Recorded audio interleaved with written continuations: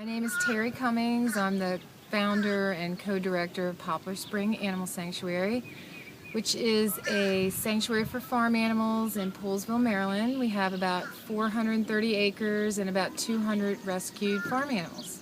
And how did you start all this? How did you guys get into this? Well, my husband Dave and I moved to this farm back in 1987, and we were not even vegetarian at the time. We moved to a farm that had a bunch of beef cattle, and we were excited to meet them, and we got to know them, saw that they all had personalities, and fed them apples, named them, and then one day watched them being trucked off to a slaughterhouse. And that's what changed our lives. We became vegetarian and then vegan, and then wanted to do even more when we found out that farm animals were exempt from the anti-cruelty laws.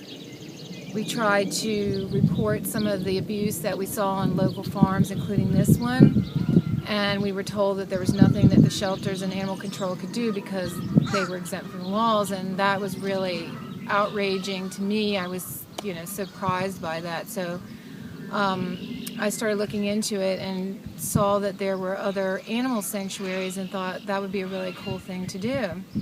So I was working at the National Zoo in DC, and I have a degree in animal science and I'm a licensed vet tech, and so it was sort of a natural thing to just quit my job at the zoo and start doing a sanctuary. We talked to the owner of the farm, and she was really happy to let us do a sanctuary here.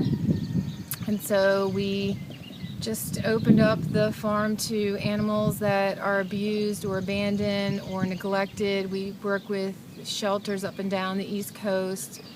We take in animals that are found on the side of the road sometimes, and a lot of them from mostly starvation cases. It seems like that's pretty much, it has to be something really horrific for them to be able to confiscate a farm animal. We have a little over 200 animals here, so we're pretty stable at that number, because since we don't adopt out our animals, we have to only take in as many as we can fund. We run totally on donations, and we're limited by our barn space and by our funding. How can people help out, and if they want to contribute to this awesome farm you got going on here? Yeah, thanks. They can go to our website, which is animalsanctuary.org, and see all the different ways they can help out. We're always looking for volunteers. People can come out. Every morning we do the animal care, and volunteers help us out.